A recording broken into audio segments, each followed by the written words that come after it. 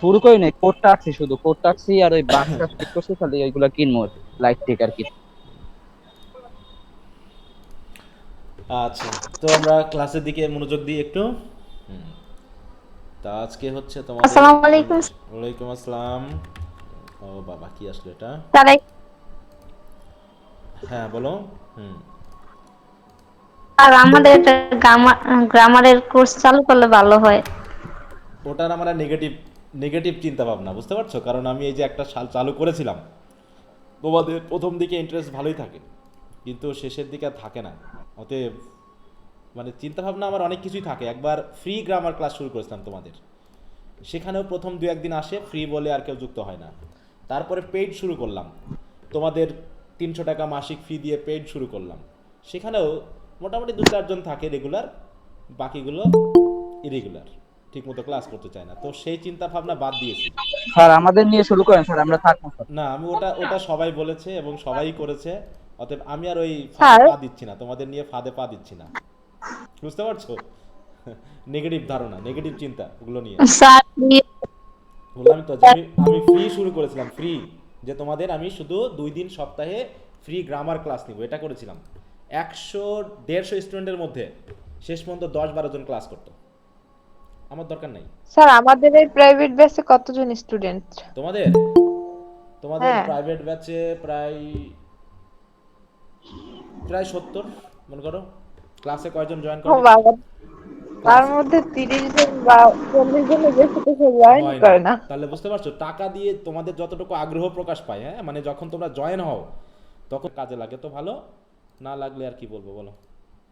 এখন তোমরা যদি তোমাদের মানে টিচারের সান্নিধ্য বা টিচারের চিন্তা ভাবনাগুলোকে ভালো না লাগে, তাহলে তোমাদের অন্য কোনো ব্যবস্থা নিতে হবে। হুম।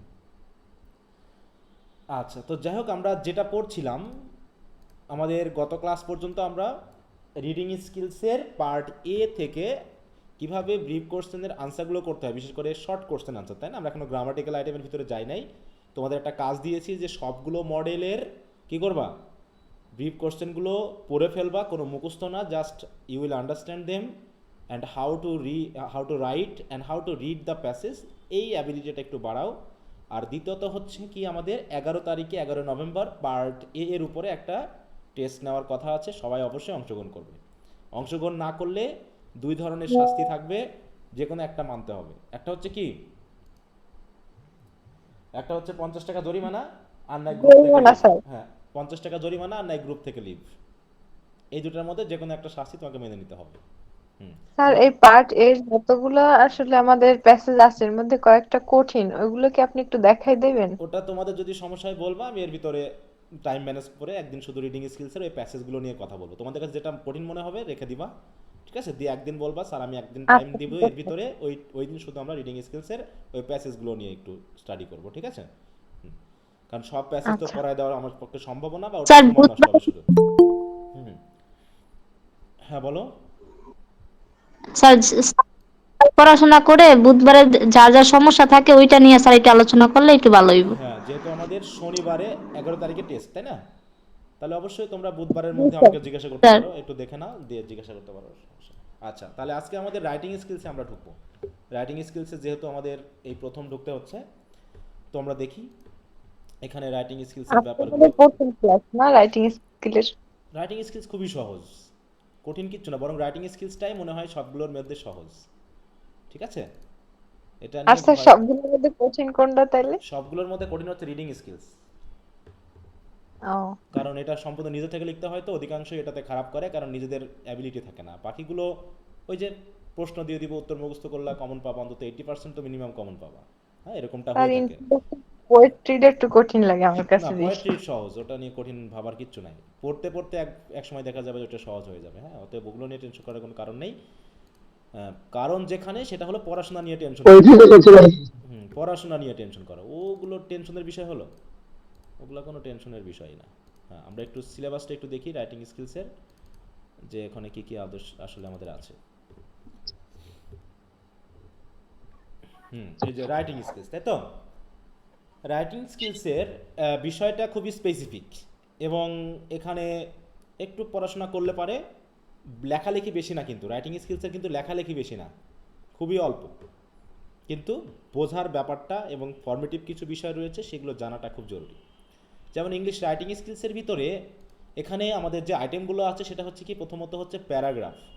দেখো এখানে টোটাল কয়টা আইটেম আছে, প্রথমত হচ্ছে কি প্যারাগ্রাফ, তারপরে হচ্ছে আমরা পাচ্ছি হচ্ছে এসে, তারপর হচ্ছে রিপোর্ট রাইটিং, তারপর হচ্ছে লেটার, তারপর হচ্ছে notice, memo, notes, press release এবং মিনিটস। তাহলে কয়টা আইটেম হলো টোটাল? 1 2 3 4 5 6 7 8 9। এই 9টা আইটেম তোমাদেরকে পড়তে হবে part A, part B, part C হিসেবে। পার্ট এ এবং বিতে আমরা মেইনলি ওর থিওরিটিক্যাল ব্যাপারটা দেখব, আর পার্ট সিতে ওর প্র্যাকটিক্যাল লেখালেখির ব্যাপারটা আমরা প্রধানত দেখে থাকি। তো এখন এর যে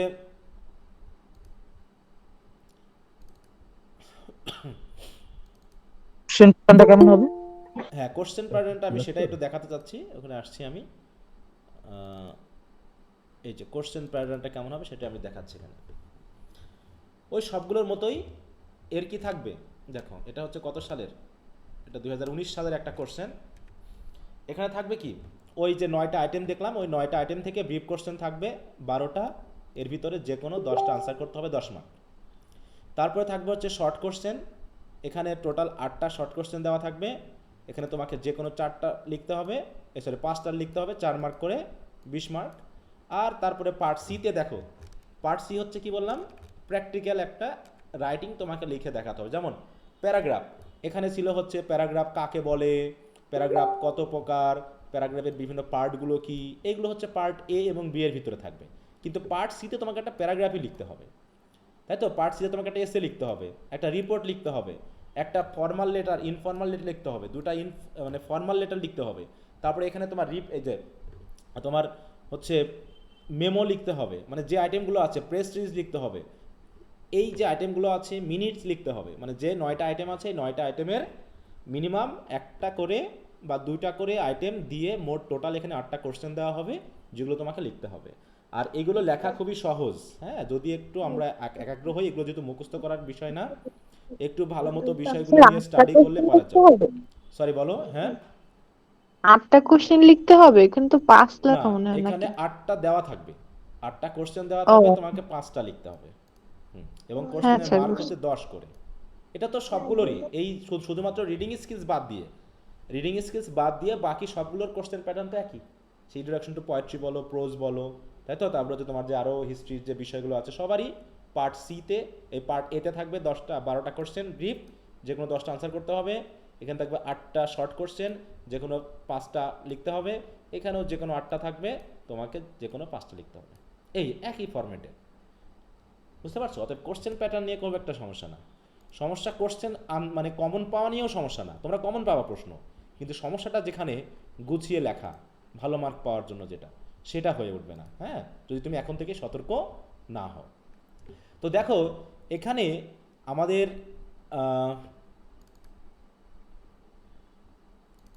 আমরা প্রথমেই আমাদের কাজ হচ্ছে রাইটিং স্কিলস সম্পর্কে একটু জানা। এখানে দেখো আমি দেখেছি কি টোটাল 10টা আইটেম, আমরা ওখানে পেলাম টোটাল হচ্ছে 9টা আইটেম, কিন্তু টোটাল 9টা আইটেম, কিন্তু ইন্ট্রোডাকশন টু রাইটিং প্রসেস বা রাইটিং স্কিলস নামে একটা পার্ট আছে, যেখানে রাইটিংয়ের বিভিন্ন আইটেম নিয়ে কথা বলা হয়। তো এই জন্য টোটাল আমাদের এখানে আমি 10টা পয়েন্ট হিসাবে যুক্ত করেছি। একটা হচ্ছে ইন্ট্রোডাকশন টু রাইটিং স্কিলস, তারপর হচ্ছে প্যারাগ্রাফ, এসে, report, letter, notice, memo, notes, press release এবং মিনিটস। এইগুলোরই তোমার শর্ট ব্রিফ যেভাবে এসেছে সেভাবে পড়ে ফেলবা, ঠিক আছে? তো আজকে পর্যন্ত আমরা সর্বোচ্চ কতজন জয়েন করেছি ক্লাসে? 40 ছুঁয়েছে?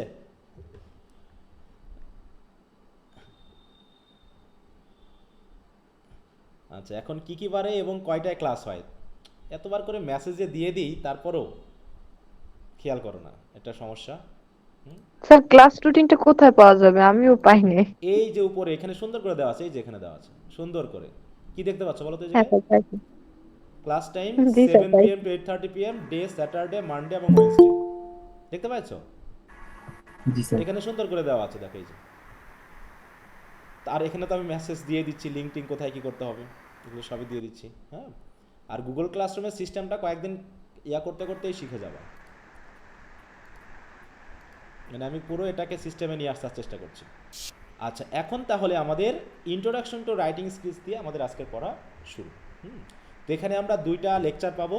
এই 2টা লেকচারে রাইটিং কি, রাইটিংয়ের বিভিন্ন আইটেমগুলো কি কি, এখান থেকে মোটামুটি এবার ব্রিফ কোশ্চেন এসেছে কয়টা জানো? এবার যেগুলো আমি দিয়েছিলাম তার ভিতরে দাঁড়াও দেখাচ্ছি। এখান থেকে ফাইনাল কোথায় গেল, ফাইনাল এক্সামিনেশন রাইটিং স্কিলস, এই শুধু এই ইন্ট্রোডাকশন টু রাইটিং স্কিলস থেকেই কয়টা কোশ্চেন এসেছে জানো এবার? এই যে 12টার মধ্যে what do you mean by drafting, what is skimming, তারপর হচ্ছে what is brainstorming, then হচ্ছে what are the 3 main stages in writing. 1টা 2টা 3টা 4টা, এই 4টা কোশ্চেনই এসেছে ইন্ট্রোডাকশন টু রাইটিং স্কিলস থেকে। এবং এখানে যে কোশ্চেন মানে যে বিষয়গুলো আমি ফোকাস দিই বা যেগুলো পড়াই, এখান থেকে মনে করো এরকম 3-4টা কোশ্চেন প্রত্যেকবারই থাকে, ব্রিফ কোশ্চেন। হ্যাঁ, তো এখানে একটু খেয়াল করবা। তারপরে এখানে এই যে এখান থেকে ব্রড শর্ট কোশ্চেন এসেছে what is plagiarism, how can we avoid ইট, একদম যেভাবে কোশ্চেনগুলো দিয়েছি সেইগুলো এসেছে। তারপর হচ্ছে how can a paragraph B extended into এসে, এই সবগুলো কিন্তু হুবহু কোশ্চেনগুলো এসেছে। অতএব কোশ্চেন কমন পাওয়ার নিয়ে আমি আবারও বলছি কোনো টেনশন নাই। টেনশনটা হচ্ছে কি নিয়ে, তুমি কতটুকু ভালো মতো লিখতে পারো সেটা নিয়ে। অতএব সেই জন্য তোমাকে একটু বিস্তারিত পড়তে হবে। আবার সবসময় যে 100% কমন পাবে এমন কি বলা যায় বলো তো? এমন কি জোর দেওয়া যায়? আসলে যায় না। এই জন্য নিজস্বতা কিছু রাখতে হবে, যদি কখনো অ্যাক্সিডেন্ট ঘটেই যায় যাতে আমি সুন্দর করে বিষয়গুলোকে কুলিয়ে উঠতে পারি। তো ঠিক আছে, আমরা এই 2টা শিট, এই প্রথম ইন্ট্রোডাকশন টু রাইটিং স্কিলসের যে 2টা শিট পড়বে, এই 2টা শিট হচ্ছে সবচেয়ে গুরুত্বপূর্ণ, মানে পুরো বিষয়টাকে তোমার নলেজ এনে দিবে। অতএব এখানে ক্লাসগুলো মিস করবে না। আর বিষয়গুলোকে এই শিট 2টা আমি যখন তোমাদের শেয়ার করে দিব, তোমরা একদম পাই টু পাই প্রথম থেকে শেষ পর্যন্ত রিডিং দিবা। এখানে অনেক কিছু কোশ্চেনের আনসার আছে যেগুলো হয়তো কোশ্চেন নেই বইয়ে, কিন্তু হঠাৎ করে কোশ্চেন হিসাবে এসে যেতে পারে, অনেক ব্রিফ কোশ্চেন এসে যেতে পারে। হ্যাঁ, তো যেহেতু আমরা পড়ছি কি বলতো, কোন ভাষায় পড়তেছি? রিডিং প্রথমে আমরা আছি English. English reading skills, English writing skills, English speaking skills, English listening skills. আসলে অনার্স লেভেলে আমরা দেখা যাচ্ছে সব স্কিলসগুলোকে সমানভাবে গুরুত্ব দিতে পারি না। আমরা মেনলি যাই হচ্ছে রিডিং এবং রাইটিং স্কিলসটাই, তারপরে স্কিল আমরা অর্জন করি না। আমরা যেহেতু মেমোরাইজেশনে যাই, আমাদের স্কিল অর্জন করার মানে ইচ্ছা খুব কম থাকে, এই জন্য স্কিলসগুলো হয়ে ওঠে না। তো যাই হোক, আমি প্রথমে শুরু করছি ডেফিনেশন অফ ল্যাঙ্গুয়েজ দিয়ে। তো হোয়াট ইজ ল্যাঙ্গুয়েজ? আসলে ল্যাঙ্গুয়েজ কি আমরা বলতে পারবো? What is language? Language is a way.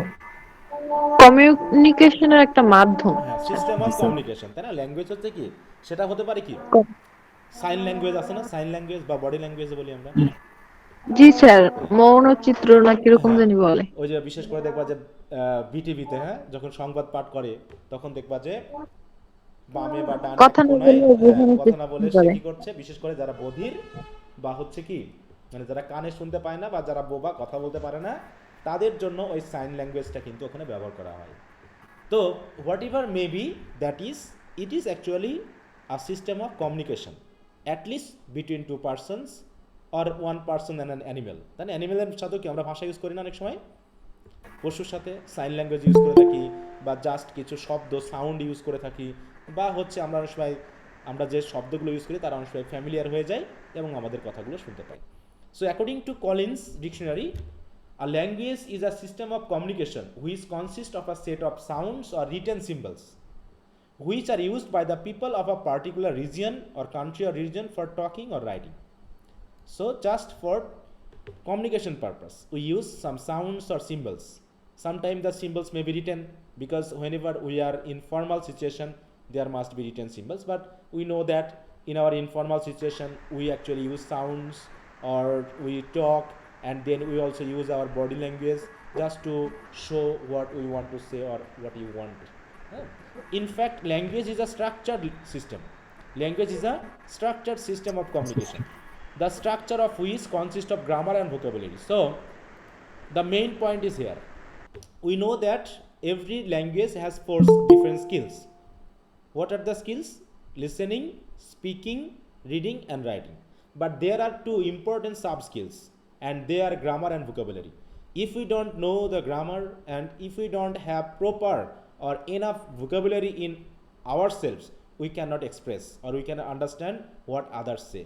So vocabulary is one of the major barrier for us, হ্যাঁ, বিশেষ করে আমরা যারা এই মহাদেশীয়, আমরা কি করি, আমাদের ইংরেজির মেন সমস্যা হচ্ছে ওয়ার্ড না জানা। আর ওয়ার্ড কেন জানি না বেশি করে, কারণ আমরা ইংরেজি বেশি কি পড়ি না, অতএব পড়ি না বলে ওয়ার্ডের সাথে আমরা পরিচিত হই না, আর ওয়ার্ডের সাথে পরিচিত হই না বলে আমরা ইংরেজিও আলটিমেটলি পারি না। সো এই ধরনের সমস্যাগুলো কিন্তু হয়ে যায়। সরি, আমি একটা কল ধরি, হ্যাঁ।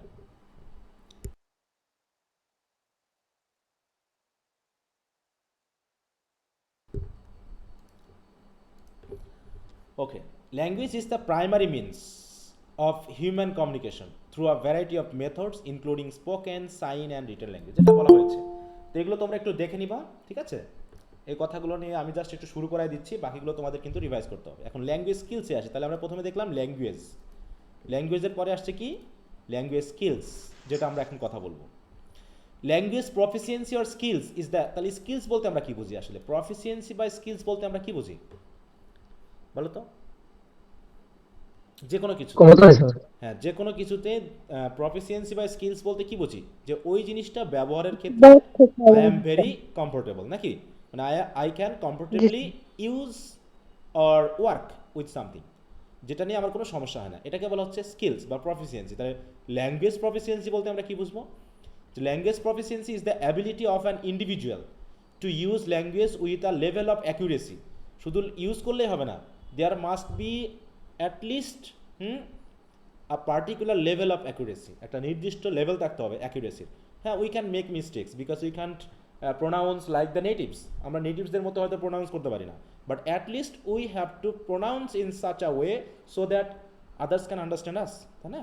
যে কিছু ওয়ার্ড আছে যেগুলো আমাকে সঠিকভাবে উচ্চারণ করতে না পারলে তার অর্থটা ভিন্ন হতে পারে, বা অর্থটা পুরোপুরি আন্ডারস্ট্যান্ডেবল নাও হতে পারে, কিন্তু একজন পারফেক্ট হতে হবে এমনটা তো নয়। আমরা চেষ্টা করব, we can try to be perfect, but we can't be totally perfect because our vocal cord, our situation, our environment don't allow us to do this. হ্যাঁ, আমাদের কিন্তু এটা করতে অ্যালাউ করে না। এই জন্য তবে অ্যাবিলিটি আমাকে অর্জন করার চেষ্টা করতে হবে, that transfer meaning in production and comprehension. So what is the production and what is the comprehension? প্রোডাকশনটা কখন হয় আর কম্প্রিহেনশন কখন হয় বলো তো? আমরা ল্যাঙ্গুয়েজ ব্যবহার করে প্রোডাকশন করি কখন? লেখার সময় অথবা বলার সময়, এই তো নাকি? মানে আমি যখন বলছি তখন কি আমি তথ্য প্রডিউস করছি না ভাষা ব্যবহার করে? বলো তো? জি স্যার। আর যখন আমরা লিসেনিং এবং রিডিং করছি, যখন আমরা কারো কথা শুনছি বা কোনো বই পড়ছি, তখনই তো আমরা কম্প্রিহেনশনে আসতেছি, আমি আসলে বুঝছি কিনা। তার মানে তথ্য প্রোডাকশন এবং তথ্য কম্প্রিহেনশনের ক্ষেত্রে, তাই তো, আমি যে তথ্য আদান প্রদানের যে একটা অ্যাকুরেসি লেভেল, সেইটা যদি আমার থাকে ল্যাঙ্গুয়েজটা ব্যবহার করে, সেটাকে আমরা বলবো হচ্ছে language proficiency or skills. Actually language skills আর কমিউনিকেশন স্কিলস, হ্যাঁ, that help one convey one ideas orally or in written. তাহলে এখন একটা কথা আসলো, এই যে চারটা স্কিলসের কথা বললাম আমরা, এই চারটা স্কিলসের কিন্তু দুটা মাধ্যম রয়েছে, একটা হচ্ছে ওরাল, একটা হচ্ছে রিটেন। কেউ কি বলতে পারবা যে চারটা স্কিলস কি কি এবং কোন দুইটা ওরাল আর কোন দুটা রিটেন? বলো তো, কে বলবে? একটু হাত তোলো। লিসেনিং। হ্যাঁ, তাহলে প্রথমে বলো হচ্ছে ওরাল দুটা কে কে? আচ্ছা, লিসেনিং আর স্পিকিং। হ্যাঁ, listening, speaking, listening and speaking. But এগুলোকে বলি আমরা ওরাল অর ভার্বাল, তাই তো? Oral or verbal. Try to be familiar with the words, then we can come to the written way. So what are the written?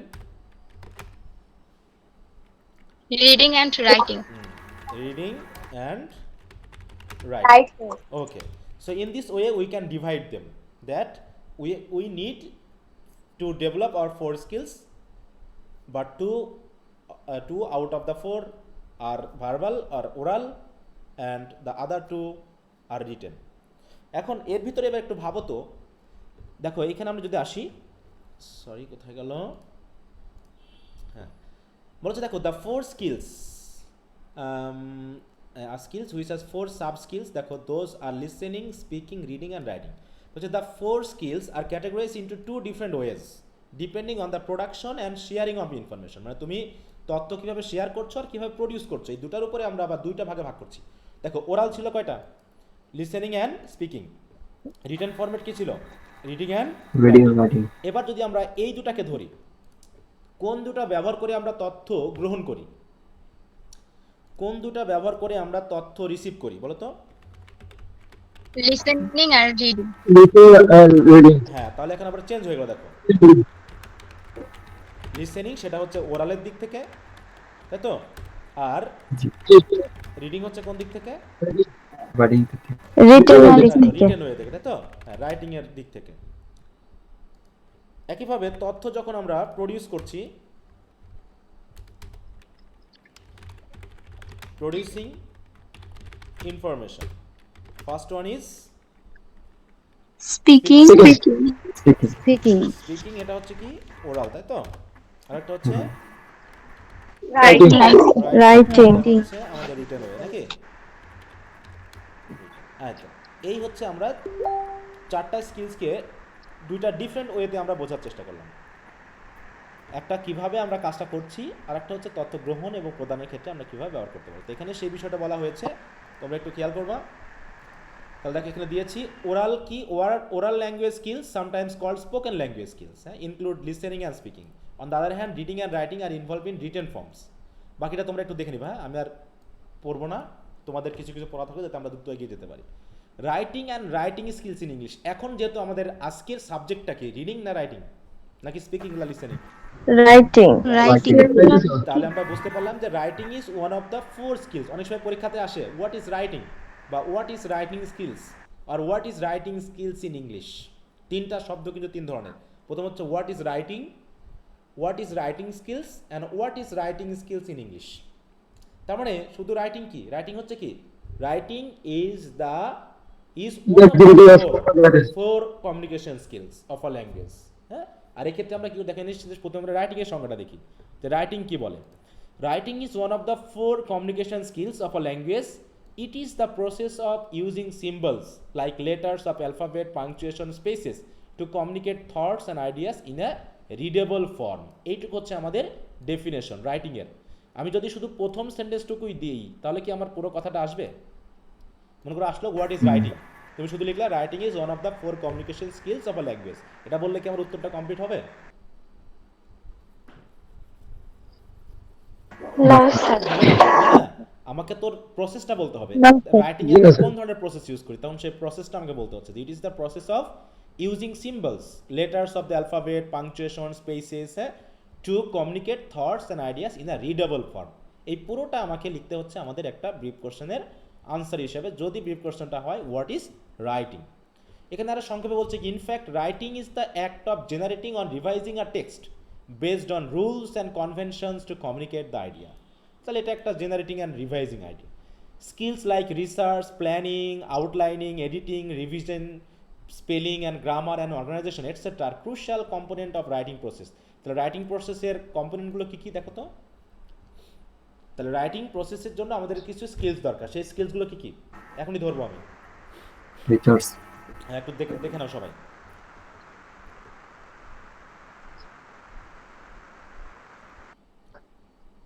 দিয়ে একজনকে ধরবো, তোমরা সব হাত তুলবা, যার হয়ে যাবে হাত তুলবা, আমি তাকে জিজ্ঞাসা করবো।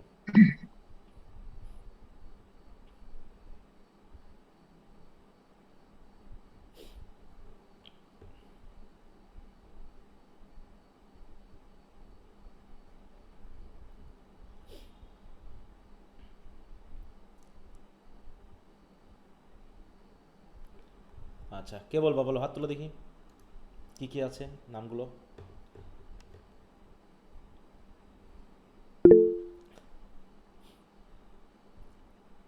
আচ্ছা, প্রথমে হাত তুলেছে Muskan. Please carry on, tell me at least 5 component of a writing. বলো দেখি মুস্কান।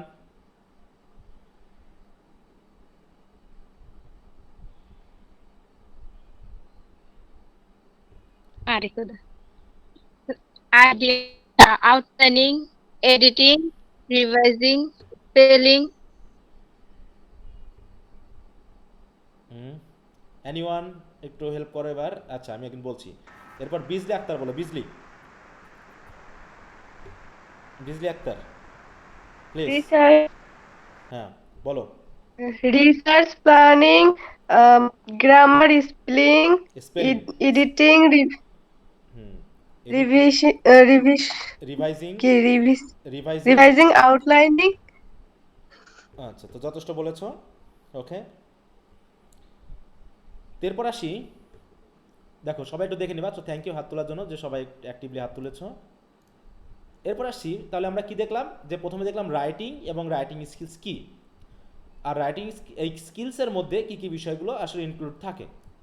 বলছে as writing include all the knowledge and abilities related to expressing ideas through the written word of a language. তাহলে written word of a language, তাহলে একটা ল্যাঙ্গুয়েজের written word ব্যবহার করার মাধ্যমে যেহেতু আমাদের আইডিয়াকে এক্সপ্রেস করে থাকি।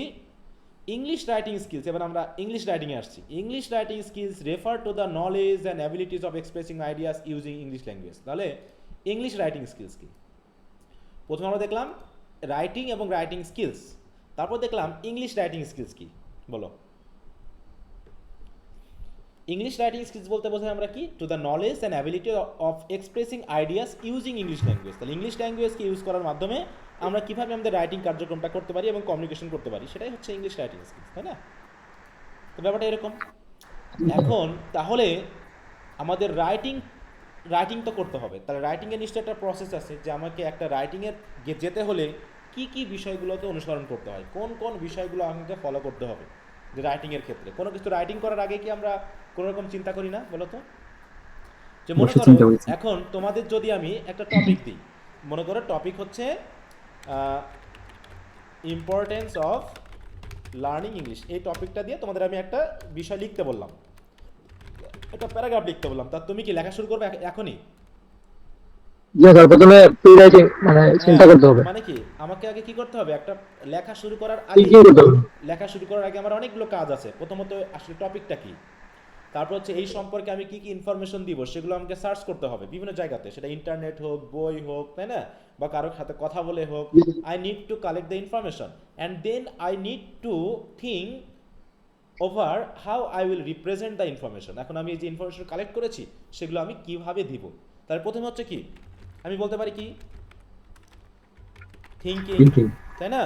তারপর হচ্ছে কালেক্টিং ইনফরমেশন, তারপর হচ্ছে কি আউটলাইনিং, তাই না, মানে রাইটিং আউটলাইন, তাই তো? আরো আছে, আরো তথ্য আছে, অনেকগুলো, অনেক ব্যাপার রয়েছে। এগুলোর কি আলাদা ডেফিনেশন আছে স্যার? হ্যাঁ আলাদা ডেফিনেশন সব পড়াই দেব। এগুলো হচ্ছে কি আমরা হলো প্রি রাইটিং স্টেজ, তাই তো? Pre writing. আউটলাইনিং এর বাংলা অর্থ কি? কাঠামো। কাঠামো। হ্যাঁ, যে তুমি কোন কাঠামে বা কোন মানে ফর্মে তুমি লিখবা, তাই তো? ফরমেশন। একটা ফর্ম, হ্যাঁ, যে তুমি প্যারাগ্রাফ, আসলে তোমাকে এটা লিখতে বলা হয়েছে। এখানে কি লিখতে বলেছে আমি এটা দিয়ে, বলো তো? প্যারাগ্রাফ। আমি যদি বলতাম যে তোমার ভাইকে একটা চিঠি লেখো, ইম্পর্টেন্স অফ লার্নিং ইংলিশ দিয়ে একটা লেটার লেখো, তখন তুমি কি লিখতা? লেটার। তারপর মনে করে বললাম যে ইনফরমেশন অফ লার্নিং ইংলিশ দিয়ে তুমি একটা নোটিশ লেখো, তাহলে কি এগুলো কি একই ফর্মে লেখা হয় না আলাদা আলাদা ফর্ম আছে সবগুলো, প্যারাগ্রাফে, লেটারে? আলাদা আলাদা ফর্মে। তাহলে তোমার প্রয়োজনীয় ফর্মটা তোমাকে ভাবতে হবে যে কোন ফরম্যাটে তুমি লিখবা। তার মানে কি, প্রথমে আমি থিঙ্ক করছি আমি আসলে কি লিখতে যাচ্ছি, কি বিষয়, তারপরে ওই বিষয়ে আমাকে ইনফরমেশন কালেক্ট করছি, তারপরে আউটলাইনিং করছি, আরও বিভিন্ন ধরনের তথ্য আছে, স্কিমিং, এগুলো ব্রেইনস্টর্মিং এর মাধ্যমে আমি ইনফরমেশন বাড়ানোর চেষ্টা করছি, সেগুলো কি জিনিস আমি বোঝাই দিচ্ছি। নেক্সট আমরা কি করতে আসি, লেখা শুরু করি, তাই না? রাইটিং। আমি লেখা শুরু করেছি, প্রথমে লিখলাম, প্রথমে লেখার পর মানে যা মাথায় আসছিল আমি লিখে দিলাম। তাহলে একবারে লেখাতে কি সব ঠিক হয়? যে আমি লিখলাম, লেখা শেষ। এখানে অনেক ভুল থাকতে পারে, তথ্য এলোমেলো থাকতে পারে, তাই না, তথ্য আগে পিছে থাকতে পারে। এই জন্য প্রথমে আমি কি করি, লেখা শুরুটাকে বলা হয় ড্রাফটিং। মানে তুমি যা লেখা শুরু করছো, প্রথম যে লেখাটা, এটাকে বলবো আমরা ড্রাফটিং। এবার ড্রাফটিং করার পর আমি কি করব, আমি এবার রিভাইজ করার চেষ্টা করব, না আমি একটু রিভাইজ করব যে দেখি তো কোনো ভুল আছে কিনা। যদি ভুল থাকে তখন আমি কি করব, এডিটিং করব। তারপরে আবার রিভাইজ করব, আবার এডিটিং করব, আবার রিভাইজ করব, এরকম ভাবে কয়েকবার এই প্রসেসটা চলতে পারে। শেষবারের মধ্যে এসে আমি কি করব, প্রুফ রিডিং, মানে শেষবারের মতো পড়ানো হচ্ছে প্রুফ রিডিং। তারপরে হচ্ছে কি, এটা গেল, হ্যাঁ পাবলিশিং এন্ড শেয়ারিং। হ্যাঁ, এইটা হচ্ছে আমাদের রাইটিং এর মধ্যে চলে গেল। এইটুকু হচ্ছে কি আমার পুরো রাইটিং এর মধ্যে অপশনটা, লেখা কাটা ছাটা ইত্যাদি ইত্যাদি। শেষে আমি করব কি, আমার লেখা শেষ, এখন আমি কার জন্য লিখেছি তাকে দিব, কোথাও পোস্ট করার দরকার হলে পোস্ট করব, পাবলিশ করার মানে যদি মনে হয় পাবলিশারের কাছে পাঠাতে হবে তাহলে পাবলিশারের কাছে পাঠাবো। মানে মূল কথা হলো আমার পরবর্তী ধাপটা আসছে কি, পাবলিকেশন, তাই না? পাবলিশিং। এটা হচ্ছে প্রি রাইটিং, এটা হচ্ছে কি আমরা এটাকে বলি while writing stage. While writing মানে কি, যখন আমি লিখছি। আর এটাকে বলা হয় কি, পোস্ট রাইটিং স্টেজ, Fine. তাই তো?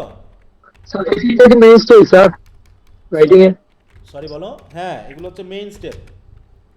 মানে একটা প্রশ্ন দেখছিলাম, আমি বোর্ড প্রশ্ন দেখছিলাম যে রাইটিং প্রসেসের 3টা মেইন স্টেজ, আমি স্টেজ মনে করছিলাম যে প্রি রাইটিং, ড্রাফটিং ওগুলো মনে হয় হবে। না, এই যে যখন তিনটা বলবে, যখনই বলবে তিনটা তখন তুমি এইগুলো দিবা, ঠিক আছে তো? Pre writing, while writing, pre writing, while writing, post writing. Post writing. কারণ এর ভিতরে অনেকগুলো প্রসেস আছে, ওইগুলোকে আমরা আবার একটু আলাদা করে যদি মানে আরো বিশ্লেষণ করতে যাই তখন 4-5টা স্টেজ চলে আসে, যেটা আমি অলরেডি এখানে লিখেছি। তো দেখো এই ব্যাপারটা যখন আসলাম তখন এখানে আমি অলরেডি পেয়ে গেছি। দেখো, আর writing process describe a sentence মানে sequence of physical and mental action, সেটা ফিজিক্যাল হতে পারে, মেন্টাল হতে পারে। এবং কি হয় এখানে, that a writer takes while producing or composing any kind of text. আর writing process can be generally divided into 3 stage. দেখো, generally pre writing, while writing আর পোস্ট রাইটিং। এবার বলা হচ্ছে writing is often describe as a linear process. Linear মানে কি, যেগুলো একটা ধারাবাহিকতা বা ক্রনোলজি ফলো করে। আগে কি আমরা পোস্ট রাইটিং কে আসবে আগে, নাকি আগে প্রি রাইটিং স্টেজে আসবে? জি না, আগে প্রি রাইটিং তার মানে এটা লিনিয়ার, মানে একটা লাইন ফলো করছে, আগে পিছে করা যাবে না। তাহলে however the writing process often requires moving back fourth between steps. কিন্তু রাইটিং এর সময় আমাদের কি করতে হয়, ব্যাক ফোর্থ করতে হয়। কেমন, ওই যে আমি এখানে কি করছিলাম প্রথমে, যে আমি মনে করে একবার ড্রাফটিং করলাম, ড্রাফটিং করার পর আমি রিভাইজ করছি, তাই না? তো যখন রিভাইজ জি। করছি, রিভাইজের পরে কি এডিটিং আসছে না? এডিটিং আসছে। জি। আবার এডিট করার পর কি আর ভুল থাকতে পারে না? আবার জি করতে পারে, আবার আবার রিভাইজ করলাম, রিভাইজ করতে হবে। আবার এডিটিং করলাম, এরকম ভাবে মনে করো ব্যাক ফোর্থ করলাম 3-4 বার। যখন দেখলাম না আমার ভুলের পরিমাণ আর তেমন নাই, এবার আমি সিদ্ধান্ত নিলাম যে লাস্ট বারের মতো পরে আমি এখন শেষ করব, তাই না? তো এরকম ভাবে আবার এমনও তো হতে পারে যে আমি কি আবার প্রি রাইটিং স্টেজে যেতে পারি না, লিখতে লিখতেই যে মনে হতে পারে আমার কিছু তথ্য ঘাটতি হয়েছে, তাই না? আমি যা লিখছি তাতে তথ্য কিন্তু কম হয়েছে, তাই আমি লেখা বন্ধ করলাম। লেখা বন্ধ করে করলাম কি, আমি আবার সেই প্রি রাইটিং স্টেজে কালেকশন অফ ইনফরমেশনে চলে গেলাম, যে আমি দেখি তো আরো কিছু তথ্য কালেক্ট করা যায় কিনা, তাই না?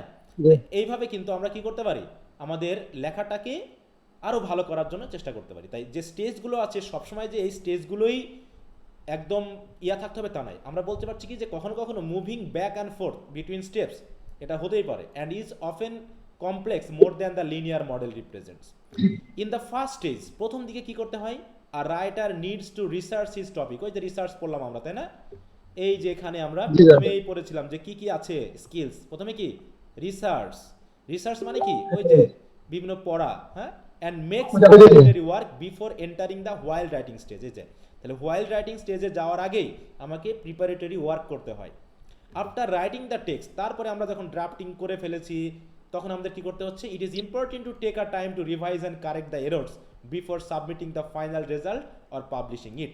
তার মানে অটোমেটিক এই 3টা স্টেজ কিন্তু আমার হয়ে যাচ্ছে, তাই না?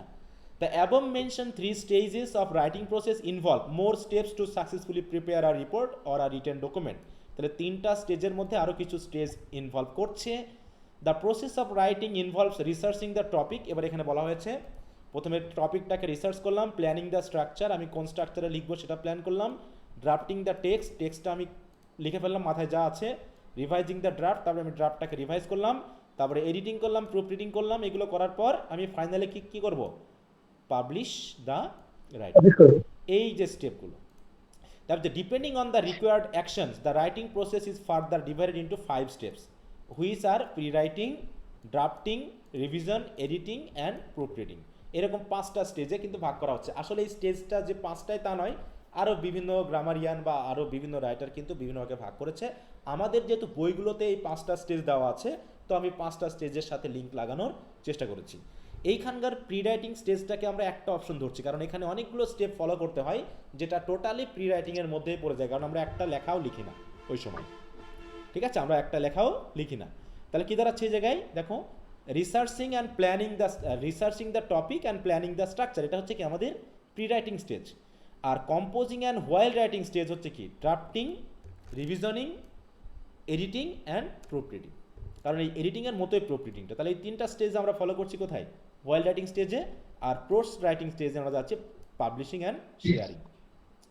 এইখানে এখন একটা ইন্টারনেট থেকে একটা দিয়েছি, একটা পিকচার তোমাদের বোঝার জন্য, যে এখানে আমাদের কি কি জিনিস আসলে ইনভলভ করে। দেখো এখানেও দিয়েছে কয়টা স্টেজ, দেখো pre writing, drafting, revisioning, editing and publishing. এই এডিটিংয়ের মধ্যেই কিন্তু প্রুফ রিডিং জড়িত। প্রুফ, তাহলে এখানেও কিন্তু কয়টা, 5টা, তাই না? হ্যাঁ, pre writing, drafting, revisioning, editing and publishing. তাহলে এখন এর ভিতরে কি কি থাকে, তাহলে প্রথমেই হচ্ছে প্রি রাইটিং। প্রি রাইটিং স্টেজে কি কি থাকে, brainstorm ideas and organise. তাহলে কি হচ্ছে, এই সময় আমরা আইডিয়া কিছু কালেক্ট করেছি। এখানে কি কি করতে হয় দেখো, think about what you want to say, তোমাকে ভাবতে হয় যে আমি লেখার ভিতরে আসলে কি বলবো। দ্বিতীয়ত হচ্ছে talk about your ideas with a friend to find a main idea. এটা হচ্ছে জাস্ট ক্লাসে রিলেটেডের জন্য, তার জন্য আরও এটা আসলে অনেক ব্রড সেন্সে, কিন্তু এখানে আমি কিছু ইনফরমেশন দিয়েছি যেটা তোমরা ইউজ করতে পারো। Use a list or web to organise your ideas, সেখানে তুমি একটা লিস্ট করতে পারো, তাই না, যে আমি এই আইডিয়াগুলো দিব। অথবা একটা ওয়েব মানে কি একটা জাল তৈরি করতে পারো, একটা নেট তৈরি করতে পারো, বা একটা ডায়াগ্রাম তৈরি করতে পারো। সেই ডায়াগ্রামগুলো তৈরি করার মাধ্যমে তুমি তোমার আইডিয়াগুলোকে ব্যবহার করবা। তার প্রি রাইটিং স্টেজের মেইন আইডিয়াটাই হচ্ছে ব্রেইন স্টর্মিং। ব্রেইন স্টর্মিংটা কি জানো? ব্রেইন স্টর্মিংটা হচ্ছে, আমি একটু বোঝাই দিই তাহলে আরো বুঝতে সুবিধা হবে। মনে করো তুমি একটা কি করবা, একটা রাইটিং করবা কিসের উপরে, অ্যাক্সিডেন্টের উপরে। তুমি একটা রাইটিং করবা অ্যাক্সিডেন্টের উপরে, যে 1 মাসে তোমার জেলাতে তুমি করলা কি, সদর হাসপাতালে গেলা এবং সেখানে তুমি তথ্য নেওয়ার চেষ্টা করলা, বা থানাতে গেলা, তথ্য সংগ্রহ করলা যে গত 1 মাসে তোমার জেলাতে টোটাল মানুষ মারা গেছে অ্যাক্সিডেন্টে 150 জন। কয়জন মারা গেছে? 150। এটাই হচ্ছে তোমার হচ্ছে মেইন ইনফরমেশন, যে 150 জন অ্যাক্সিডেন্টে মারা গেছে। এই তথ্য নিয়ে তুমি বাড়িতে চলে আসলা, তুমি একটা আছে, ওদের ফর্ম আছে বা ওখানে লেখা আছে, তুমি সেটা নিয়ে আসলা। এইবার ব্রেন স্টর্মিং তুমি শুরু করলা। ব্রেন স্টর্মিং এর ব্যাপারটা হচ্ছে কি, যে প্রথমত হচ্ছে যে 150 জন মানুষ তো মারা গেল, আর তুমি এবার ভাবা শুরু করছো, তাহলে এইটাকে এখন আমি কি করে বিশ্লেষণ করতে পারি। তাহলে 150 জন যে মারা গেছে, এর ভিতরে আমাকে এখন দেখতে হবে 2টা জিনিস। একটা হচ্ছে পথচারী কয়জন ছিল, আর হচ্ছে যারা ভেহিকেল ইউজ করতেছিল বা গাড়ি চালক তারা কয়জন ছিল। তাহলে 2টা পদ্ধতি হয়ে গেল। একটা হচ্ছে এ হচ্ছে কি পথচারী, আর বি হচ্ছে কি গাড়ির চালক। এই তো, তাহলে আমরা কিন্তু 150 জনকে ভাগ করে ফেললাম। ভাবলাম যে দেখো পথচারী মারা গেছে হচ্ছে 50 জন, আর হয়তো আমাদের ভেহিকেল যারা চালাচ্ছে তারা মারা গেছে 100 জন। ঠিক আছে, এইবার তুমি পার্ট বি কে আবার করলা কি, 100 জনকে আবার করলা কি, তুমি ভাবার চেষ্টা করলা যে কি জাতীয় ভেহিকেলে মানুষ মারা গেছে, যে এটা কি ট্রাক ড্রাইভার, নাকি হচ্ছে তোমার মোটরসাইকেল, নাকি হচ্ছে কার ড্রাইভার, এটা তুমি করলে। তাহলে মনে করো তুমি এর ভিতরে ভাবলা যে 20 জন মারা গেছে মোটরসাইকেলে।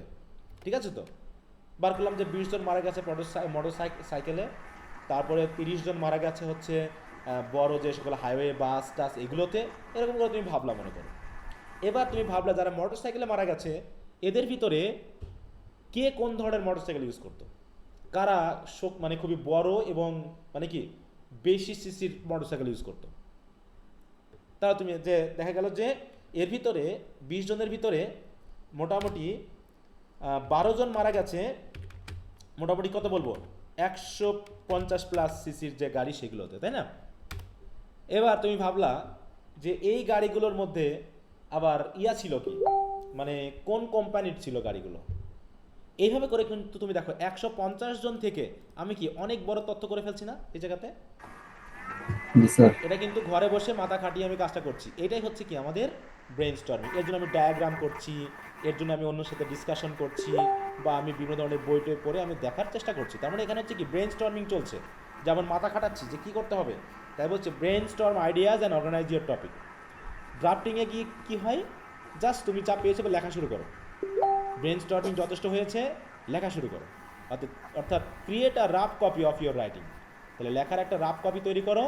Right your ideas in order, write your ideas in order. তাহলে তুমি একটু অর্ডারে লেখার চেষ্টা করবা। Read your work out loud and note places where you stumble. জোরে জোরে পড়ার চেষ্টা করো এবং বোঝার চেষ্টা করো কোথায় গিয়ে তোমার খটকা লাগতেছে, কোথায় মনে হচ্ছে না একটু ভালো করা দরকার, সেখানে তুমি ইয়া করে রাখো, নোট দিয়ে রাখো। Ask a friend for his or her feedback.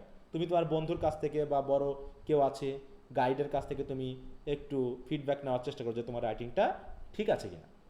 ঠিক আছে, নেক্সট এবার কি একটা কপি শেষ, এবার রিভিশন। এগুলো তোমরা বুঝতে পারছো কি করতে হবে না করতে হবে। রিভিশনে কি করতে হবে? Try out different beginnings and endings, use codes or add dialogue, include descriptive words, add detail to develop important parts. মানে আরও কিছু কিছু অ্যাড করতে হতে পারে, তাই না? তারপর হচ্ছে এডিটিংয়ে কী করি? Make sure you have complete sentences, correct spelling, necessary capitalisation, punctuation. Read it to see if is sentences make sense. প্রতিটা সেন্টেন্স ঠিক আছে কিনা খেয়াল করো। Ask a friend to proofread your work. বন্ধুকে দিয়ে একটু পড়ায় নাও যে দেখো তো ঠিক আছে কিনা। তারপরে কি? Publish, create a final copy. Type your writing আর copy it neatly onto a new paper. হাতে লিখলে হাতে ভালো করে লেখো, নয় টাইপ করে লেখো। Think of an interesting title. এবার তোমার রাইটিংয়ের একটা সুন্দর টাইটেল দেওয়ার চেষ্টা করো। Share your writing. তাহলে টাইটেল দেওয়াটা কোন স্টেজের বলো তো? টাইটেল দেওয়াটা কোন স্টেজে পড়ছে? পাবলিশিং, পাবলিশিং এর আগে আমি ড্রাফটিং। একটা টাইটেলের বিষয়টা নিয়ে ভাবার চেষ্টা করবো। দেখো এই যে think of an interesting title, তো এইখানে বিষয়গুলো চলে এসেছে। এখন এই প্রি রাইটিং স্টেজে আমরা আরও কিছু কথা দেখব, যে কথাগুলো আমাদের আলাদা আলাদা করে জানতে হবে। আচ্ছা, তো প্রথমে আসি প্রি রাইটিং স্টেজ। বলছে in the pre writing stage a writer plans and prepares his or her writing. Plan করে, doing through preparatory work is important ইত্যাদি, এগুলো নিয়ে কথা বলার দরকার নেই। এই স্টেজে কি হয়? দিস স্টেজ, আচ্ছা এখানে একটা কথা আছে লিটারেচার রিভিউ, অনেক সময় তোমরা বুঝতে না পারো। বলছে this is also the stage where one researches one's topic. যে একটা টপিক নিয়ে খুব রিসার্চ করে, গবেষণা করে, and looks for relevant sources through literature review. এই লিটারেচার রিভিউ মানে কি? লিটারেচার রিভিউ মানে যে টপিকটা নিয়ে তুমি লিখবা সেই সম্পর্কে বিভিন্ন জায়গা থেকে পড়া বা তথ্য সংগ্রহ করার জন্য বিষয়টাকে রিভিউ করা বা দেখা। ঠিক আছে, কেমন? মনে করো তুমি রোড অ্যাক্সিডেন্ট নিয়ে একটা লিখবা, তা তুমি এখন কোথায় কোথায় যেতে পারো? রোড অ্যাক্সিডেন্টে কতজন মারা গেছে এটা খোঁজ নেওয়ার জন্য বলো তো, কোথায় কোথায় যাওয়া যেতে পারে? হ্যাঁ, বিশেষ করে থানাতে, নাকি? কারণ অ্যাক্সিডেন্ট হলে থানাতে একটা ইনফরমেশন চলে যায়। তাহলে বিশেষ করে তুমি থানাতে যেতে পারো, তারপর তুমি হাসপাতালে যেতে পারো। তাহলে ওখানে গেলেই কি তারা সরাসরি তোমাকে দিয়ে দিবে বলো তো? গেলা আর তোমাকে দিয়ে দিল? না স্যার। তোমাকে কথা বলতে হবে, তারপরে ওদের যে ডকুমেন্ট আছে সেই ডকুমেন্টগুলো কি স্টাডি করতে হবে, ডকুমেন্ট স্টাডি করতে হবে। যে ডকুমেন্ট স্টাডি করা, তাই না, এগুলো হচ্ছে কি লিটারেচার রিভিউয়ের মধ্যে পড়ে। আচ্ছা, আর বলছে দিস স্টেজ ইনক্লুডস থিঙ্কিং। তোমাকে থিঙ্কিং করতে হবে, সাথে সাথে হচ্ছে ব্রেন স্টর্মিং, যেটা আমি বললাম। ব্রেন স্টর্মিংটা কি? Using scanning and skimming technique. তোমাকে রিডিং করতে হবে, যখন তুমি রিড করবা তখন তুমি স্ক্যানিং এবং স্কিমিং দুটো টেকনিক ইউজ করবা। যেমন কিছু কিছু, যেমন পেপার যখন আমরা পড়ি সবগুলো কি লাইন বাই লাইন পড়ি বলো তো? না স্যার। কি করি আমরা? কিন্তু বাদ দিয়ে শুধু মেইন যে তথ্যগুলো সেগুলো পড়ার চেষ্টা করি। আর যখন আমরা মনে করো তোমার রেজাল্ট দেওয়া হয়েছে, রেজাল্ট তোমার ওখানে রোল নম্বর আছে কিনা, তখন তুমি কি করবা? স্ক্যানিং করবে, তাই না? যে আমি জাস্ট আঙুল দিয়ে দেখবো, কিন্তু সবগুলোতে গুরুত্ব দেব না, শুধু আমার যে ডিজিটগুলো সেইগুলো যেখানে যেখানে দেখা যাচ্ছে আমি সেই জায়গায় পড়ার চেষ্টা করব। তারপর যে স্ক্যানিং এবং স্কিমিং টেকনিক ইউজ করার মাধ্যমে আমরা তথ্য সংগ্রহ করতে পারি, টকিং টু আদার্স, অন্যের সাথে কথা বলতে পারি, টেকিং নোটস নিতে পারি, making plan and outline of the structure of the writing and above all gathering information.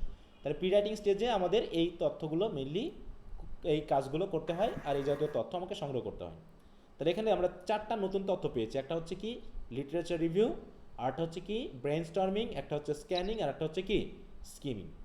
ঠিক আছে, তো দেখো স্কিমিং। হ্যাঁ, স্কিমিং বানানটা একটু খেয়াল করে, কয়টা এম আছে স্কিমিং এ? কয়টা এম আছে? দুইটা। হ্যাঁ, অনেকে এই জিনিসটা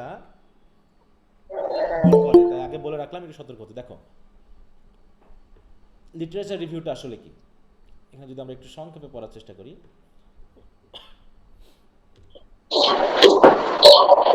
দেখো কত, এই যে যেমন সে লেখার আগে কি করছে, কত বই এদিক ওদিক ছটায় রাখছে। হ্যাঁ, বলছে আর literature review is an overview of the previously published work or topic. তার মানে প্রিভিয়াসলি পাবলিশ করা হয়েছে কোনো বই বা কোনো টপিক বা কোনো খাতা, যেটা থেকে আমরা কি করি, পড়ার চেষ্টা করি।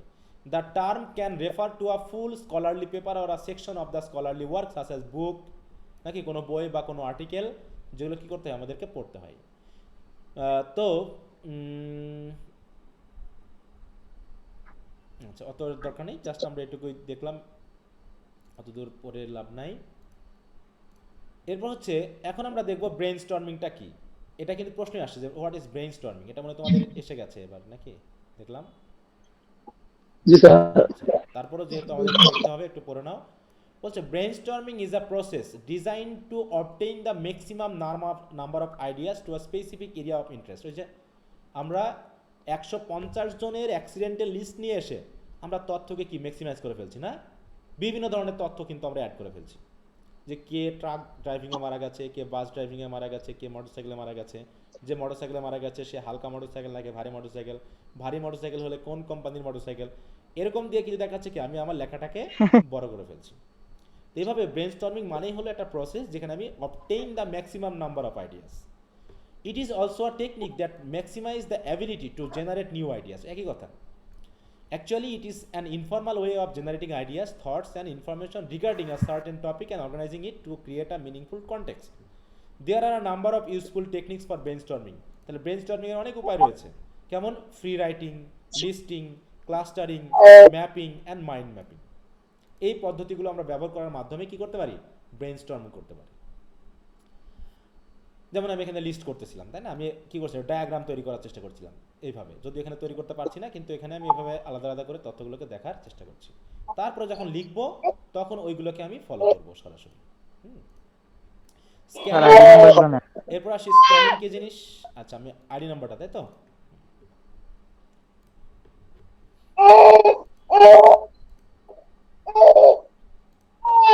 নুসরাতে তুমি ওটা রাখো।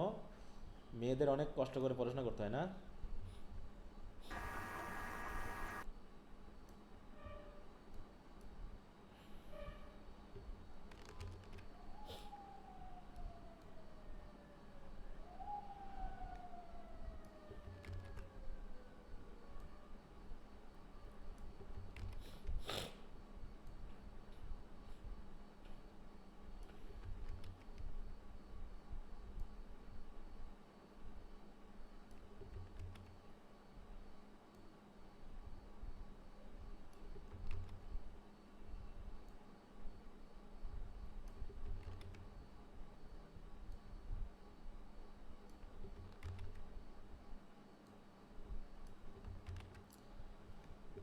আচ্ছা, তো স্ক্যানিংয়ে আমরা আসি। স্ক্যানিং কি, আমরা সংজ্ঞায় যদি আসে হোয়াট ইজ স্ক্যানিং, স্ক্যানিংয়ে কিন্তু দুটা এন, খেয়াল করো। Scanning is a technique of reading are text quickly. হ্যাঁ, এটাও দেখো, স্কিমিংও কি, এটাও skimming is another technique of reading are text quickly. দুটাই কাজ হচ্ছে কি, কুইকলি পড়া, দুটাই আমাকে কি করবে, কুইকলি একটা টেক্সটকে পড়তে সাহায্য করবে। কিন্তু কোনটার উদ্দেশ্য কি, এখানে হচ্ছে কি, two find out specific information. এটার মানে হলো স্পেসিফিক ইনফরমেশন তুমি এখান থেকে খুঁজে বার করবে। স্পেসিফিক কেমন, ওই যে বললাম, মনে করো যে তোমার এখন একটা করেছে যে পেপারে দেখা গেল যে একটা অ্যাক্সিডেন্ট হয়েছে, যেমন এই যে কিছুদিন আগে ট্রেন অ্যাক্সিডেন্ট হলো, তাই না, ওখানে কতজন মানুষ মারা গেছে, আমি জানতে চাচ্ছি কতজন মানুষ মারা গেছে। তাহলে কি আমাকে পুরোটা পড়তে হবে নাকি সংখ্যা খুঁজবো, আমি শুধু সংখ্যা, যে কতজন মানুষ মারা গেছে, আমি সংখ্যা খুঁজবো, শুধু সংখ্যা। তাহলে স্পেসিফিক আমি পুরোটা স্ক্যান করব, কিন্তু আমি প্রত্যেকটা ওয়ার্ডকে গুরুত্ব দিব না, আমি শুধু আমার মাইন্ডে যেটা আছে যে আমি এটা চাচ্ছি সেটা আমি খোঁজার চেষ্টা করব। তাই বলছে scanning is commonly done in everyday life. কেমন, in scanning one has a question in one's mind, এই যে আমার মনে কোশ্চেন আছে যে কতজন মারা গেছে, and reads a passage only to find out the answer, এবং সেই আনসারটা খুঁজে পাওয়ার জন্য আমি চেষ্টা করব, while ignoring the unrelated information, যেখানে আমি কি করব, অন্য তথ্যগুলোকে বাদ দিব। For example, scanning technique is use to look up a look up a word হবে এখানে, হ্যাঁ, ওয়ার্ড ইন আ ডিকশনারি। আমরা যখন একটা ডিকশনারিতে ওয়ার্ড খুঁজি তখন কি সব ওয়ার্ডগুলোর দিকে তাকাই আমরা, বলো তো? তখন কি করি আমরা, বই ডিকশনারি কি জি না স্যার। ব্যবহার করার অভ্যাস আছে, তখন আমরা ওই ডানে বামে তাকাই, তাই না? ওয়ার্ড মানে ডিকশনারির ডানের ওয়ার্ডটা আর বামের ওয়ার্ডটা কোথায়, তার ভিতরে আমার ওয়ার্ডটা আছে কিনা সেভাবে দেখার চেষ্টা করি। অথবা finding one's roll number in a result sheet, অথবা রেজাল্ট শিটের রোল নাম্বার খোঁজাটা, এইগুলো হচ্ছে স্ক্যানিং টেকনিক। যেমন এইখানে একটা তথ্য দিব যে how many teams will play in 2026 world cup, কতজন টিম এখানে খেলবে 2026 32 বিশ্বকাপে, কতজন সরি খেলবে? স্যার। ও 48। হ্যাঁ 48, তাই দেখো দ্রুত আমাকে বের করতে হচ্ছে, তাই না? এখানে সংখ্যা আছে 32, এখানে সংখ্যা আছে 48, তাহলে আমি এখন দেখবো আগে পিছে, একটু খেয়াল করবো। তো world cup will be the last feature 32 teams before the field expands to 48 teams for the 26, তাহলে এইটুকু আমার ইনফরমেশন দরকার। 2022-এ কি হলো এইগুলো না হলো আমার আর বাকি কি আর পড়তে হবে আমাকে, বাকিটুকু পড়ার দরকার আছে? Yes sir. হ্যাঁ, দরকার নেই, তাই না? তাহলে এখন যদি বলা হয় কতজন নতুন অ্যাড হবে, তখন তোমাকে 32 আর 48-এর মধ্যে কিছুটা মাইনাস করতে হবে। তার মানে এই যে আমি যে পদ্ধতিটা ব্যবহার করে আমি 48টা খুঁজে পেলাম, আমি কিন্তু সবগুলো পড়ি নাই, আমি জাস্ট একটু চোখ বুলাই দিলাম এবং কাছাকাছি গিয়ে যেগুলো সংখ্যা আছে সেগুলোর দিকে তাকালাম, তাকায় আগে পিছে ওয়ার্ড দিয়ে বোঝার চেষ্টা করলাম যে আসলে এখানে আমার প্রশ্নটা কী এবং উত্তরটা কী। তাহলে এখানে 38টা টিম খেলা করবে আর কি। স্কিমিং টেকনিক কি? Skimming is another technique of reading a text quickly to get a general overview of the text or material without paying heed to the intentional or detailed meaning of the text. তাহলে detail মিনিংয়ে না, এখানে আমি কোনো specific information খুঁজবো না, এটা হচ্ছে অনেকটা সামারির মতো, হ্যাঁ, যেখানে আমরা কি করি জেনারেল ওভারভিউটা দেওয়ার চেষ্টা করি। যেমন প্রত্যেকটা পয়েমের আমরা সামারি পড়ার চেষ্টা করেছি, তাই না? সামারি পড়েছি, সেখানে কিন্তু আমি ডিটেল ইনফরমেশন নিয়ে আসি নাই, আমি শুধু ওখানকার মূল কি কথাটা বলা হয়েছে সেটা আমি আনার চেষ্টা করি। তাহলে একটা সামারি লেখার ক্ষেত্রে বা থিম লেখার ক্ষেত্রে, তাই না, বা কোনো একটা টেক্সটের সংক্ষিপ্ত উপস্থাপনা করতে আমরা যে পদ্ধতি ব্যবহার করি সেই রিডিং টেকনিকটাকে বলা হচ্ছে কি skimming.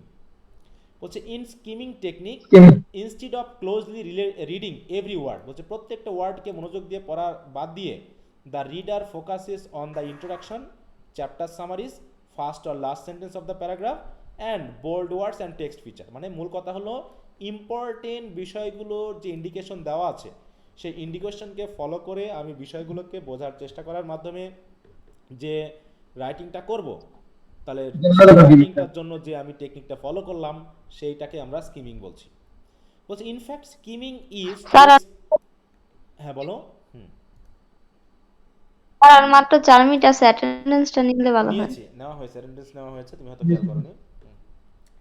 In fact, skimming is to extract the essence of the author's main message, argument, themes or ideas rather than a finer point. তাই তো কোনো একটা স্পেসিফিক ইনফরমেশন বাদ দিয়ে বরং ওই বিষয় সম্পর্কে অথরের মেইন মেসেজটা কি, তার মেইন আর্গুমেন্টটা কি, তার মেইন থিমটা কি, সেটা আমরা বোঝার চেষ্টা করি। বিশেষ করে যেগুলো আমরা মানে বিশেষ করে আমরা যে থিম মানে পোয়েট্রি বা হচ্ছে প্রোজ পড়ব সেখানে আমরা এইগুলোকে প্রয়োগ করব যে আসলে স্কিমিংটা কিভাবে করতে হয়।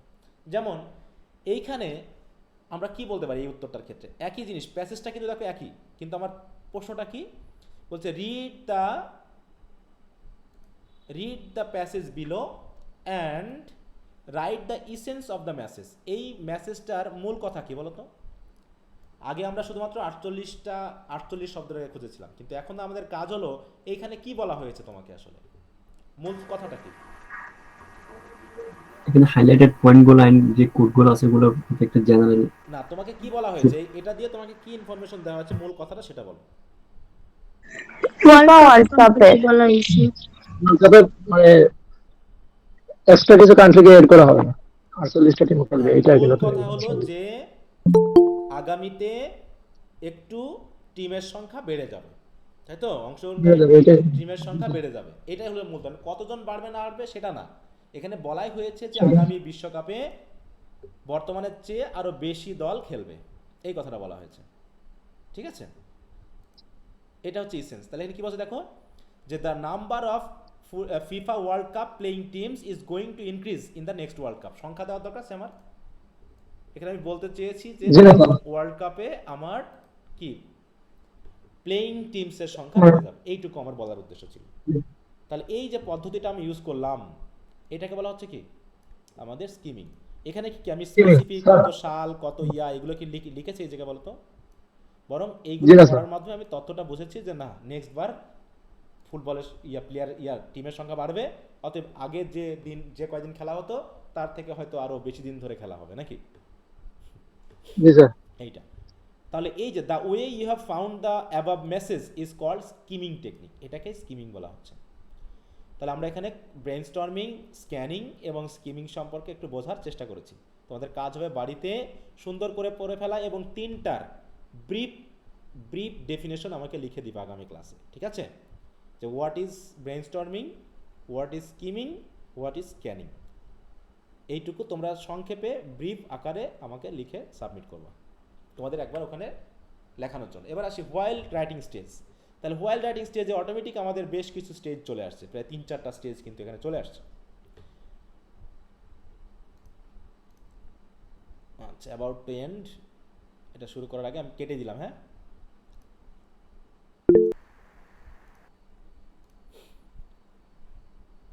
তো যেখানে ছিলাম যে হোয়াইল রাইটিংয়ে কী করি আমরা, লেখা শুরু করি, এটা নিয়ে তোর কথা বলার দরকার নেই। আমরা ড্রাফটিংয়ে আসি। ড্রাফটিংয়ে আমরা আসলে কী করব, অলরেডি আমাদের বোঝানো হয়ে গেছে প্রায় যে আসলে ড্রাফটিংয়ে আমরা কী করি, তাই না? যে ড্রাফটিংয়ে কী হয়, the first task of this writing stage is to prepare a draft. তাহলে আমরা রাইটিং স্টেজে যে স্টেপগুলো ফলো করব তার প্রথম স্টেপটাই হচ্ছে ড্রাফটিং, যে লেখা শুরু করো। বাংলা কথা কি, যে লেখা শুরু করো। Instead of focusing on producing flawless text, মানে ভুল হবে কি হবে না এরকম চিন্তাভাবনা না করে one should try to concentrate on writing down the main ideas, যে তুমি আসলে যেটা বলতে চাচ্ছ তার মেইন আইডিয়াগুলো লেখা শুরু করো। One's thinking and writing flow, তাই তো, অ্যাজ ফ্রিলি অ্যাজ পসিবল। অতএব তোমার লেখার চিন্তা এবং লেখা যেন ফ্লো করে freely. In drafting one's task are to organise the information and ideas into sentences and paragraphs. এটাই হলো তোমার মেন কাজ। ড্রাফটিংয়ের মেন কাজ হলো আমি যে তথ্যগুলো বা আইডিয়াগুলো সংগ্রহ করেছি সেগুলো সেন্টেন্স বা প্যারাগ্রাফের মাধ্যমে উপস্থাপন করা, এটাই হচ্ছে মেন কাজ, আর কিছু না। In drafting allows a writer to put his idea on paper so that he can rethink and rewrite them. আর এর মাধ্যমে কি হয়, আমি পুনরায় চিন্তা করতে পারি এবং রিথিঙ্ক করার মাধ্যমে আমি কি করতে পারি, চেষ্টা করতে পারি যে আমার আরও কিছু বাদ গেল কিনা, না বেশি হয়ে গেল কিনা। By doing this a writer will be able to ask himself whether the ideas are logical, whether the argument is clear, or where additional information or evidence is required, প্রয়োজন কিনা বাড়তি। এই বিষয়গুলো আমরা ড্রাফটিংয়ের মাধ্যমে বুঝতে পারি। এরপর রিভিশন কি, revision literally means to see again, to look at something from a fresh and critical perspective, মানে পুনরায় ঘুরে ফিরে দেখা। Broadly speaking, revision is an ongoing process of rethinking the paper and making changes throughout the writing of the draft by reconsidering the argument, reviewing the evidence, refining purposes, reorganizing presentation and reviving stale prose. Stale prose মানে যেটা পড়তে বাজে লাগতেছে, ভালো লাগতেছে না পড়তে, সেটাকে আরও বেশি কীভাবে ইন্টারেস্টিং করা যায়, সেই ইন্টারেস্টিং কাজগুলো আমরা রিভিশনের মাধ্যমে করতে পারি। এখন দেয়ার আর 3 steps to the revision process. তাহলে রিভিশন প্রসেস কিন্তু একটা প্রসেস নয়, বরং 3টা প্রসেসের সমন্বয়। কেমন? প্রথমটা হচ্ছে কি রিভাইজিং, কোনো কিছু রিভাইজ করবা, তারপর এডিট করবা, তারপর প্রুফ রিডিং করবা, এইগুলোই মোটামুটি কয়েকটা পার্টে চলে যাবে। This process is very essential to writing well because it provides a great opportunity to improve clarity, word choice, sentence structure, paragraphing structure, sense of audience, overall effectiveness and persuasiveness. এই সবগুলো process আমরা এর মাধ্যমে আনতে পারি। For this purposes the writer may change a few word, add a sentence here আর there, or delete unnecessary materials. তার মানে কি, আমরা রিভিশন করতে গিয়ে কী করি, আসলে রিভিশনে আমাদের কাজই হচ্ছে বাড়তি কোনো কিছুকে বাদ দেওয়া আর ঘাটতি থাকলে কোনো কিছুকে অ্যাড করা। সেই অ্যাডটা হতে পারে কোনো ওয়ার্ড, কোনো ফ্রেজ অথবা কোনো সেন্টেন্স বা কোনো ক্লজ, তাই না? এটা কাজ হচ্ছে কি আমাদের এই রিভিশনের মধ্যে। এডিটিংয়ের কাজ কি, ওই যে correct, editing the process of correcting and adapting as text, কোনো কিছু কারেক্ট করা। এখন কী কারেক্ট করতে হবে? The editing process involves correction, condensation, organisation and other modification perform with an intention of producing a correct, consistent, accurate and complete work. আচ্ছা, আমি যেগুলো বাদ দিচ্ছি সেগুলো কিন্তু তোমরা আবার বাসায় রিডিং দিবা, ঠিক আছে? একটু রিডিং দেওয়ার চেষ্টা করবা। এবার হচ্ছে কি প্রুফ রিডিং। প্রুফ রিডিং কি? Proof reading as a part of revision is the final stage of checking a text before it is published or shared. তাহলে পাবলিশ ও শেয়ার করার আগে রিভিশন পার্টের সবচেয়ে ফাইনাল স্টেজ হচ্ছে প্রুফ রিডিং। এখানে আমরা কি করি? এখানে আমরা করি কি, when the paper is evaluated for mechanical correctness, এখানে এই সময় আমরা কি করি, মেকানিক্যাল কারেক্টনেসগুলো দেখার চেষ্টা করি। কেমন?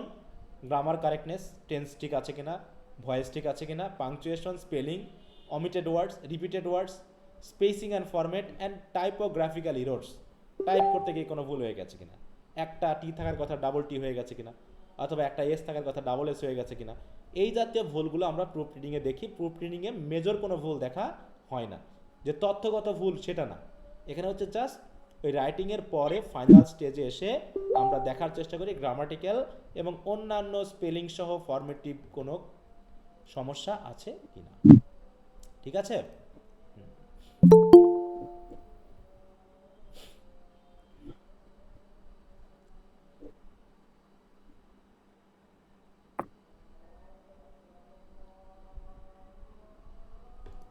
রেবেকা কি আছো লাইনে? রেবেকা,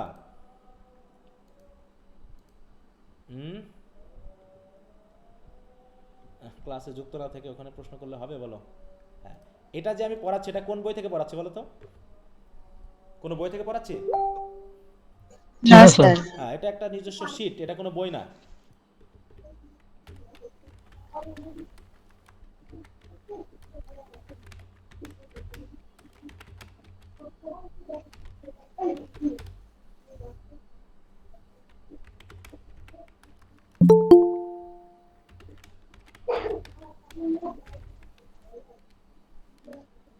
ক্লাসের সময় এখন মেসেজ দেওয়া যাবে? বলো।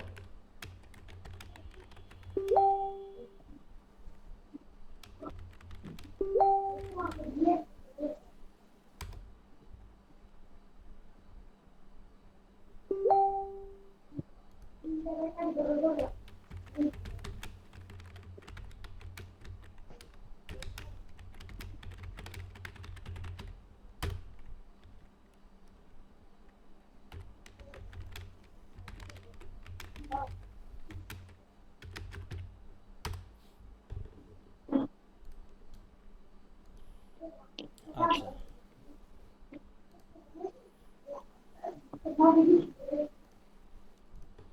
তো প্রুফ রিডিং কি করা হয়? Proof reading is carried out just after finishing all the revisions and editing, তাই না? যে আমার শেষ ধাপে। দ্য মেইন পারপাস, খেয়াল করো, the main purpose of proof reading is to improve the quality of the paper, ensuring there is no lingering mistakes and correcting generalize discourse errors or writing inconsistencies. এইটা হচ্ছে আমাদের proof রিডিংয়ের purpose. যদি প্রশ্ন আসে what is the purpose of proof reading, তখন এটা বলতে হবে essentially it is made sure that there is a well defined communication goal, মানে আমার কমিউনিকেশন ঠিকমতো হচ্ছে কিনা। এবার হচ্ছে final or post writing stage. এখানে তেমন কিছুই নাই, আমার আর কোনো কাজ নেই, হয় আমি পাবলিশারের কাছে পাঠাবো আর নয় নিজেই যার সাথে যেখানে শেয়ার করা দরকার সেটা করে দেবো, তাই না? Among the three stages publishing and sharing the written document is the last stage when a writer submit their work to the publisher or share with others. Publishing comes in many different forms depending on the purpose and audience for the writing. And publishing তুমি কিভাবে করবা, বই আকারে করবা নাকি পত্রিকাতে দিবা নাকি ম্যাগাজিন আকারে দিবা নাকি ফেসবুকে পোস্ট দিবা, সে তোমার ব্যাপার। তোমার পারপাস অনুসারে পাবলিশিংটা বিভিন্নভাবে হতে পারে। তো এই হচ্ছে আজকে আমাদের ইন্ট্রোডাকশন টু রাইটিং স্কিলসের মানে যে স্টেপগুলো আছে সেই স্টেপগুলো নিয়ে কথা। এখানে কিন্তু অনেকগুলো তথ্য বা ইনফরমেশন আছে যেগুলো তোমার পার্ট এ এবং পার্ট বি হিসাবে গুরুত্বপূর্ণ। ঠিক আছে? তো আগামী ক্লাসে আমরা সেকেন্ড লেকচারটা নিয়ে কথা বলবো, যেখানে আমাদের সেকেন্ড লেকচারে, আচ্ছা আমরা একটু পড়ে আসি, যেখানে আমাদের মোটামুটি বেশ কিছু গুরুত্বপূর্ণ তথ্য আছে। প্লেজিয়ারিজম কি, তারপরে হচ্ছে বিভিন্ন ফরম্যাট কি, রাইটিং ফরম্যাটগুলো কি কি, এই যে গুড রাইটিংয়ের ফিচারগুলো কি কি। আমাদের মেন এখানে ইয়াটা হচ্ছে steps and feature of good writing. আগেরটা কি ছিল? আগেরটা ছিল হচ্ছে দেখো রাইটিং স্কিল নাকি একটা ছিল স্যার? স্কিলসের স্টেপস, তাই তো? Writing and it steps and features, স্টেপগুলো কি। আর এখানে হচ্ছে আমাদের স্টেপ এবং ফিচার্স অফ গুড রাইটিং। কারণ গুড রাইটিংয়ের গুলো কি, এখানে আমরা অনেক কিছু জানবো, যেমন হচ্ছে ইউনিটি অফ আইডিয়াস, তারপর হচ্ছে কোহেশন, কোহেরেন্স কি কি জিনিস, এগুলো নিয়ে আমরা বিস্তারিত আগামী দিন কথা বলবো। হ্যাঁ, তাহলে রাইটিংয়ের এই স্টেপটা আমরা শেষ করতে পারবো। তারপর আমরা প্যারাগ্রাফে চলে যাব। তো এইটুকুর মধ্যে কি কারো কোনো প্রশ্ন আছে বলো তো? এটুকুর মধ্যে কারো কোনো প্রশ্ন আছে কিনা? এখন তোমাদের কাজ হবে এই শীটটা পুরো রিভাইজ করে ফেলা, প্রথম থেকে শেষ পর্যন্ত আবার রিভাইজ করা, এবং তারপরে তোমাদের কেমা বাড়ির বইতে যে কোশ্চেনগুলো আছে যতটুকু আমার এই শীটের সাথে মিলে যায় সেই শীট অনুসারে তোমরা একটু এখানে দেখে ফেলবে। এই যে introduction to writing skills, what is writing, তাই না, what is the process of writing, 5 স্টেপসগুলো কি, প্রি রাইটিং কি, ব্রেনস্টর্মিং কি, ড্রাফটিং কি, রিভিশন কি, প্রুফ রিডিং, এডিটিং, দেখো এইগুলো এখানে কিন্তু মানে স্যার ওই যে স্যার এই সবগুলো আনসার কি মানে আপনার শীট থেকে ওরকম করতে হবে নাকি এরকম দিতে হবে? কোনটা? মানে এই যে যে প্রশ্নগুলোর কথা বলতেছেন, ব্রিফ কোয়েশ্চেন গুলোর কথা, ওগুলা কি মানে কি আমার বাড়ির বই থেকে দেখে আপনি যেরকম পড়াইছেন ওরকম লিখতে হবে? না, তোমার ব্যাপার, তুমি এই বই থেকেও নিতে পারো। আমি জাস্ট ওই শীটটা করেছি তোমাকে বোঝানোর জন্য, আন্ডারস্ট্যান্ডিং এর জন্য, একটা ধারাবাহিকতা দিয়ে। কিন্তু বাট আপনার লেখাগুলো একটু বেশি ইন্টারেস্টিং, ওটা থেকে দিলে তো মার্ক তো পাবো নাকি? হ্যাঁ, মার্ক তো 1 মার্ক, 1 মার্কে তোমার ওইটা যেটা দিয়েছি সেটা হচ্ছে তোমার পার্ট বি এর জন্য গুরুত্বপূর্ণ। হ্যাঁ, পার্ট বি তে জি স্যার ওইটা হ্যাঁ, এখানে যেহেতু বড় লিখতে হয়, যেমন হোয়াট ইজ ব্রেনস্টর্মিং বা ড্রাফটিং, এগুলো কিন্তু এখানে বড় লিখতে হয়, আর ব্রিফ কোশ্চেন জি স্যার। লিখতে হয়। তো কয়েকটা বাদ দিয়ে পুরো শীটটাতে আমার কিন্তু বিষয়গুলো আছে। এখন ওই যে তোমার আরো যেগুলো আছে সেটা হচ্ছে কোহেশন, কোহেরেন্স, ওগুলো এখনো আসেনি, যেহেতু আমরা ওটা নিয়ে আলোচনা আগামী ক্লাসে করব। তো তোমাদের কাজ হবে কেমা বাড়ির বইয়ের যে কোশ্চেনগুলো আছে সেই কোশ্চেনগুলো পাই টু পাই একবার দেখে নেওয়া। এখন মুখস্থ করার দরকার নেই, জাস্ট তুমি বুঝেছো কিনা আমার শীটটা আগে পুরো রিভাইজ করবা, দেন হচ্ছে কেমা বাড়ির কোশ্চেনগুলোকে কি করবা? স্যার ওই আপনার শীটের সাথে মিলে পড়বো স্যার, হ্যাঁ, মানে ওইটাই তো স্যার হ্যাঁ, বুঝবো স্যার হ্যাঁ, একটু কেমন কি। ওগুলো দেখার চেষ্টা, কারণ এখানে যে কোশ্চেন আছে স্যার তার ওই থেকে কিন্তু প্রসেসটা অনেক বুঝবো স্যার, যে সিস্টেমটা বুঝবো যে এটা কেন, এটা হ্যাঁ, কিভাবে হ্যাঁ, হ্যাঁ, এই হ্যাঁ, হ্যাঁ, মানে তুমি প্রপারলি আন্ডারস্ট্যান্ড করেছো কিনা। লেখা পড়ে, যে আন্ডারস্ট্যান্ড করতে পারে সে পড়া লিখতেও পারে, ওটা নিয়ে সমস্যা, কিন্তু না বুঝে কেউ মুখস্থ করবে না। পড়ার পর তুমি আমাকে আগামী ক্লাসে বলবা যে তুমি কোনটা বোঝোনি, যা বুঝেছো তা নিয়ে আমার কথা না, কথা হবে কোনটা বোঝোনি। আচ্ছা, তো এই হলো আজকের মতো এটা। সবার কাছে আশা করি কেমা বাড়ির বই আছে নাকি? আছে সবার কাছে? জি স্যার আছে স্যার। আচ্ছা, তাহলে সবাই পড়ে ফেলো, আর যে কোনো সমস্যা থাকলে আবার বার করবা, কোনো ব্যাপার না। আর কেমা বাড়ির বই সহ আমি কয়েকটা বইয়ের অলরেডি ড্রাইভে দিয়ে দিয়েছি, ড্রাইভ লিঙ্কটা আমি শেয়ার করে দিব, ওখান থেকে লেকচার, মুজিবুর রহমান, এরকম সব আরও 2-1টা বই আছে যার পিডিএফগুলো দিয়ে দিব, সেখান থেকেও তোমরা একটু পড়বা। মানে কম্বাইন আকারে পড়লে বিষয়টা আরও বেশি কি হবে, কিছু দেখবো হচ্ছে কপি পেস্ট, একটা বইয়ের আর একটা কপি পেস্ট আছে, কিছু কিছু কিছু আছে নতুন। এই আগামী লেখাটা ভালো মতো জানতে পারলে স্যার